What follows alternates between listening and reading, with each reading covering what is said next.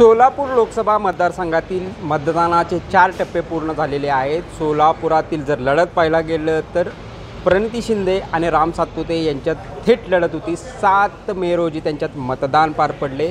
मात्र मतदान पार पडल्यानंतर प्रत्येक वस्ती असेल, वाड्या असतील किंवा चौक असेल, पारावरचा कट्टा असेल, या ठिकाणी कुठे ना कुठेतरी राम सातपुते आणि प्रणिती शिंदे यांच्या विजयाच्या चर्चा मात्र आपल्याला सोलापूर जिल्ह्यात आणि सोलापूर लोकसभा मतदारसंघात होताना दिसत आहेत।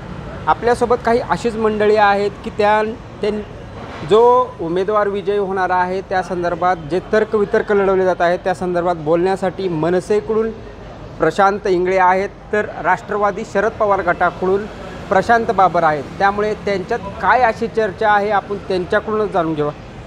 प्रशांतजी, काय सांगताल, कशाबद्दल ती ही चर्चा आहे आणि काय चर्चेतून काय वाटतं की रामभाऊच काय येणार? हे बघा, 7 तारखेला सोलापूरचं मतदान झालेलं आहे। आम्ही सोलापूरच्या जनतेमध्ये म्हणजे सर्व मतदारसंघामध्ये आम्ही फिरलेलो आहे। आम्हाला एवढा पूर्ण विश्वास आलेला आहे की सोलापूर जनता यावेळी नरेंद्र मोदी साहेबांना तिसऱ्यांदा पंतप्रधान करण्यासाठी सोलापूरच्या उमेदवाराला निवडून देत आहे। सोलापूरच्या उमेदवाराला म्हणजे भरघोस मतदान झालेलं आहे आणि एक उत्स्फूर्त प्रतिसाद महायुतीच्या उमेदवाराला आहे। त्यामुळं आम्हाला पूर्णतः खात्री आहे की येणाऱ्या 4 जूनला महायुतीचा उमेदवार निवडून येणार आहे। मग त्या संदर्भातच आमची चर्चा होती। परंतु मी आता सांगायचं तात्पर्य असं झालेलं आहे, काही लोक विरोधकांचं जे म्हणणं होतं की बाबा कसा येणार, काय येणार, स्थानिक उपरा असे विषय त्यांनी मांडले होते। परंतु मी त्यांना सांगितलं की बाबा इथं रामभाऊ सातपुते जे उमेदवार आहेत हे माळशिरसचे आमदार आहेत। तुम्ही उपरा वगैरे हा विषय जर तुम्ही घेत असाल तर संविधान ज्यांनी निर्माण केलं ते आमचे परमपूज्य भारतरत्न बाबासाहेब आंबेडकरांच्या संविधानाचा अपमान करता।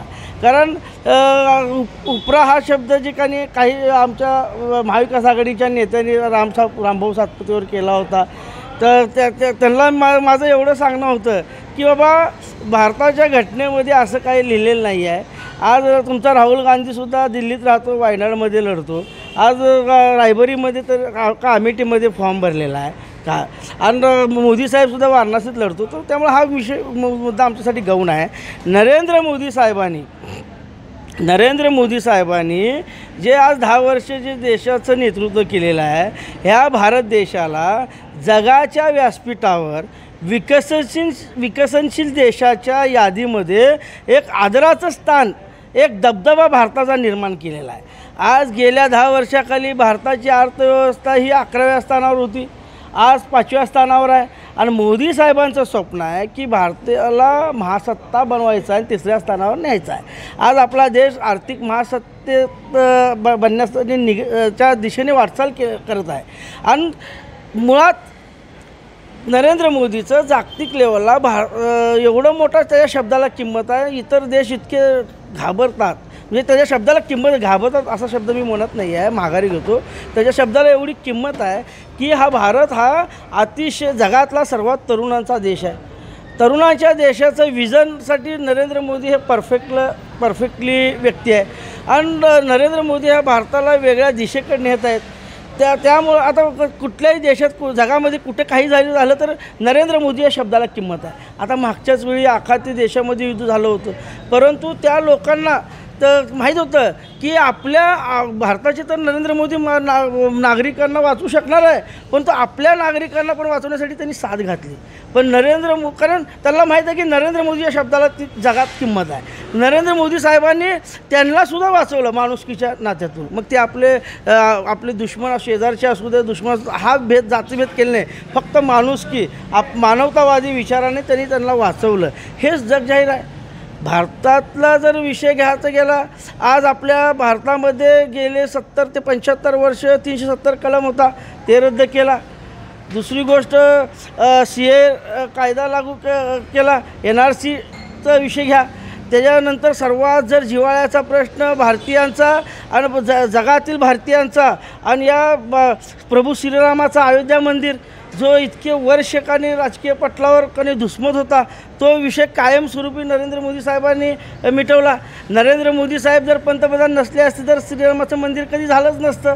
आज श्रीरामाचं मंदिर झाल्यामुळं ज्या हजारो कारसेवकांनी जे बलिदान दिलेलं आहे, आज त्यांच्या आत्म्याला शांती मिळाली. आणि हिंदुत्वाचा अजेंडा आणि मिशन, हिंदुत्वाचा अजेंडा बरोबर विकसनशील भारत, ह्या दोन गोष्टी घेऊन नरेंद्र मोदींनी 10 वर्ष एकही दिवस सुट्टी न घेता देशाचा राज्यकारभार केलेला भारतातीलच नव्हे तर जगातील पहिला पंतप्रधान आहे. त्यामुळे तिसऱ्यांदा पंतप्रधान करण्यासाठी सोलापूरकरांनी सुद्धा महायुतीच्या उमेदवाराला मतदान केलेलं आहे. आणि आम्हाला पूर्ण खात्री आहे की आमचा रामभाऊ सातपुते येणाऱ्या 4 जूनच्या निकाला, कारण आज तर आम्हाला पूर्ण विश्वास आहे की रामभाऊ सातपुते हे 70 ते 80 हजारांनी निवडून आलेलेच आहेत, परंतु त्याच्यावर त्यांचे जे काय असतील ते बोनस मतं असणार आहेत आणि हलगी लावून ते दिल्लीमध्ये जाणार आहेत. कुठेतरी पंतप्रधानांनी केलेल्या कामाचा उल्लेख करत राम सातपुते यांना दिल्लीला जाण्याचा जो काही मार्ग आहे तो सोपा आहे असं सांगतात. काय वाटतं, का प्रणिती शिंदे येतील आणि कशाच्या आधारावर तुम्ही हे बोलता? महाविकास आघाडीचा उमेदवार निश्चितपणे झालेल्या मतदानानंतरनं प्रत्येक बूथवरची जर आम्ही माहिती घेतली, त्या माहितीच्या अनुषंगानं आम्हाला असं वाटतं आहे आणि खात्री आहे की चांगल्या मतांनी महाविकास आघाडीचा उमेदवार निवडून येईल. कारण याला 4 कारणं आहेत. एक कारण सगळ्यात महत्त्वाचं आहे, आदरणीय शरदचंद्रजी पवार साहेब. शेतकरी, कष्टकरी आणि ग्रामीण भागातील जो व्यक्ती आहे, ती व्यक्ती आजपर्यंत शरदचंद्रजी पवार साहेबांचा आदेश, शरदचंद्रजी पवार साहेब जिथं आहेत तिथं मतदान केलेले आहेत. मोहोळ, पंढरपूर, मंगळवेढा, दक्षिण सोलापूरमधील ग्रामीण भागामध्ये अतिशय मोठ्या प्रमाणात शेतकऱ्यांनी, कष्टकऱ्यांनी आपल्याच माध्यमातून सगळ्या जगाला सांगितलं की शरद पवार साहेब जिथे उभे आहेत, ज्या उमेदवाराला पाठिंबा त्यांचा आहे त्या उमेदवाराला आम्ही भरघोस मतं देणार म्हणजे देणार.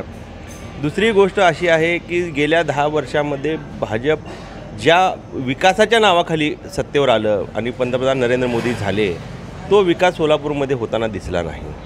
अतिशय बिकट अवस्था सोलापूरमध्ये मागील गेल्या 10 वर्षामध्ये झाली. पाण्याची समस्या असू द्या, बेरोजगारीची समस्या असू द्या, उद्योगांचा विषय असू द्या, एकही नवीन प्रकल्प सोलापूरमध्ये गेल्या 10 वर्षामध्ये आलेला नाही. त्यानंतरनं बेरोजगारी, महागाई, महिलांचे, युवकांचे, शेतकऱ्यांचे प्रश्न संपलेले नाही. शेतकऱ्यांच्या मालाला हमीभाव मिळालेला नाही. ह्या सगळ्याचा परिणाम आमच्या महाविकास आघाडीच्या उमेदवाराला मतं चांगल्या पद्धतीने मिळालेली आहेत. तिसरी गोष्ट, जो उमेदवार दिला गेला तो उमेदवार हा देवेंद्र फडणवीस यांनी लादला गेला भाजप नेत्यांवर, भाजप कार्यकर्त्यांवर. कारण सोलापूर हे स्थानिक कार्यकर्त्यांवर. सोलापूर हे शांतताप्रिय शहर आहे. सोलापूर जिल्हा शांतताप्रिय आहे. इथे आक्रमक प्रवृत्तीला कधीच थारा नाही. हा इतिहास आहे. मागील 40-50 वर्षामध्ये तुम्ही सुद्धा बघा, अतिशय शांतता असलेल्या व्यक्तींना सोलापूरकरांनी निवडून दिलेलं आहे. आणि चौथी आणि सगळ्यात महत्त्वाची गोष्ट ही आहे की देवेंद्र फडणवीस यांनी गेल्या काही वर्षांमध्ये जे गलिच्छ राजकारण केलं, त्यांना त्यांच्या नरेंद्र मोदींवर विश्वास नव्हता म्हणून त्यांनी फोडाफोडीचं राजकारण केलं. पंतप्रधान यांच्या कामावर त्यांना विश्वास नव्हता, किंवा त्यांना असं वाटत असेल की बाबा त्यांनी नुसतं आश्वासनं देत गेलेत, काही कामाची पूर्तता झाली, त्यामुळे त्यांना पक्ष फोडावे लागले, नेते फोडावे लागले. ज्यांच्यावर त्यांनी भ्रष्टाचाराचे आरोप केले, भाजपनीच भ्रष्टाचाराचे आरोप केले, त्याच लोकांना ते मांडीवर घेऊन दूध पाजत आहेत. म्हणजे ह्याचा अर्थ काय आहे, ही लोकांना अतिशय पटलेलं नाही. आणि या मानसिकतेतून महाविकास आघाडीला चांगल्या पद्धतीने आणि मतं मिळालेली आहेत. आणि महाविकास आघाडीचा उमेदवार जो होता तो तरुण, अभ्यासू आणि सोलापूरविषयी प्रश्नांविषयी जाण असलेला उमेदवार होता. त्यामुळे सोलापूरमध्ये महाविकास आघाडीचा उमेदवार जवळपास 1 लाख ते 1.5 लाख मतांनी निवडून निश्चित येणार याची आम्हाला खात्री आहे. पाहायला गेलं तर 1 ते 1.5 लाखाच्या फरकाने महाविकास आघाडीचा उमेदवार जिंकला असं म्हणतात. काय त्यांना चॅलेंज असणार आहे आणि कशा पद्धतीने हे चॅलेंज असणार? मी काय म्हणतो आहे, सोलापूर लोकसभा मतदारसंघामध्ये 6 मतदारसंघ आहे. 6 मतदारसंघामध्ये गेल्या जर 19 जर विषय घेतला तर त्यांनी फक्त मोहोळमध्ये एक 15,000चा लीड आणि पंढरपूरमध्ये एक 6,000चा लीड, असा काहीतरी 21,000चा लीड होता. पण 4ही मतदारसंघामध्ये त्यावेळी महायुतीचा उमेदवार म्हणजे लीडवर होता. आता त्याच्यापेक्षा मी काय म्हणतो, आजच्या घडीला 6च्या 6 मतदारसंघामध्ये रामभाऊ सातपुते हलगी लावून लीडवर आहेत. कारण आज सोलापूरकरांनी मत हे श्रीरामाला दिलेलं आहे. ज्या आम्ही पाहिलेलं आहे, मतदानाच्या दिवशी जत्तेच्या जत्ते येत होते, ज्यावेळी बूथवर बटन दाबत होते तर जय श्रीराम म्हणून जत्तेच्या जत्ते बाहेर निघत होते. हे मत नरेंद्र मोदीला आहे. आता ह्यांनी जे म्हणला ना, लादला उमेदवार हा केला, फडणवीसांनी असं केलं, त्याचा इथं काय सोलापूरच्या जनतेवर विषय त्याचं देणं घेणं नाही आहे. आम्हाला फक्त कोण दिसतं आहे, आम्हाला महायुतीचा उमेदवार नरेंद्र मोदी साहेब आहे आणि प्रभू श्रीराम दिसतात. आणि बजरंगबली जय हनुमान जय श्रीराम म्हणून लोकांनी मतदान केलं आहे. त्यामुळं आमचा उमेदवार हा 70 ते 80 हजारांनी मागच आता निवडून तर आलेला आहे. जे काही मतं असतील ते बोनस असतील हे मी त्यांना सांगितलेलं आहे. दिल्लीमध्ये हलगी लावूनच जाणार आहे. मी यांना आता हेच सांगतो की तुम्हाला जर एवढं असेल तर 1,01,000 रुपयाची आपण शर्यत लावतो. हे त्याच्याबद्दल ही 1,00,000 वर्षीची 1,000 रुपये तुम्हाला मी टोकन म्हणून देतो. तुमच्यात जर तुम्हाला एवढा आत्मविश्वास आहे तुमच्या महाविकास आघाडीच्या नेत्यावर, 1,000 रुपयाचा विडा त्यांनी तुम्हाला दिलेला आहे. तुम्हाला काय वाटतं, चॅलेंज स्वीकारताय तुम्ही? मी ही पैसे तर स्वीकारतोच, पण मुळात उद्देश हा त्यांनी समजून घेतला पाहिजे की नरेंद्र मोदी 2014 साली ज्यावेळेस सोलापूरमध्ये आले, सोलापूरमध्ये येत असताना त्यांनी जी आश्वासनं, त्यांनी जी स्वप्न सोलापूरकरांना दाखवली, जे उद्योग ज्या पद्धतीने आणतो म्हणले, रोजगार देतो म्हणले, बेरोजगारी मिटवतो म्हणले, तर एकही प्रोजेक्ट, एकही प्रकल्प त्यांनी त्यांच्या 10 वर्षाच्या कार्यकाळात आणला नाही. उलट त्यांचे जे 2 खासदार त्यांना बघून जे निवडून दिले गेले जनतेने, त्या 2 खासदारांनी सुद्धा सोलापूरविषयी एकही प्रश्न तिथे उपस्थित केला नाही. देशाचे धोरण ठरवणारी ही निवडणूक आहे आणि देशाचे धोरण ठरवणाऱ्या निवडणुकीमध्ये सोलापूरची भूमिका महत्त्वाची आहे. हे जर दाखवून देणारा उमेदवार कोण असेल तर सोलापूरमध्ये महाविकास आघाडीचा उमेदवार राहील. त्यामुळं महाविकास आघाडीच्या उमेदवाराच्या पाठीशी येथील जनतेनं भरघोस मतदान केलेलं आहे. आता त्यांनी 1,01,000 रुपयाची मला पैज लावलेली आहे. अदानी अंबानीमुळे मोदी सरकार आत्तापर्यंत तरले आहे, त्यामुळे त्यांनी 1,01,000 रुपयाची पैज लावली, ते मी स्वीकारतो. पण यापुढील काळामध्ये त्यांनासुद्धा समजेल की मनसेने मागच्या 2019ला ज्या उमेदवाराचा प्रचार करण्यासाठी इथं सभा घेतली, माननीय सुशीलकुमार शिंदे यांचा पराभव झाला होता. आज आम्हाला आनंद आहे की ते भाजपकडे आहेत आणि त्यांचा ते प्रचार करत आहेत, त्यामुळे त्यांचाही पराभव होईल हे आम्हाला निश्चित खात्री आहे. त्यामुळे त्यांचं हे पैज मी स्वीकारत आहे. पाहायला गेलं तर न्यूज 18 लोकमतच्या कॅमेरासमोर सध्या मनसेचे जे प्रशांत इंगळे आहेत आणि जे राष्ट्रवादी शरद पवार गटाचे आहेत प्रशांत बाबर यांच्यामध्ये ही चॅलेंज लागलेली आहे. आता 1,000 रुपयांचं जे काय आहे चॅलेंजमध्ये आहे 1,01,000 रुपये. आता 4 तारखेला यामध्ये आता कोण चॅलेंज जिंकणार याकडे बघावे लागणार तरी जो चॅलेंज जिंकल त्याच्याकडून 1,00,000 रुपयाची जी काही चॅलेंज आहे, जो विडा उचलण्यात आला आहे तो देण्यात आला आहे. त्यामुळे आता ही जी तर्कवितर्क लढाई आहे ती इंटरेस्टिंग होताना आपल्याला या ठिकाणाहून दिसत आहे. कॅमेरामन अनिल कांबळेसह प्रीतम पंडित, न्यूज 18 लोकमत, सोलापूर.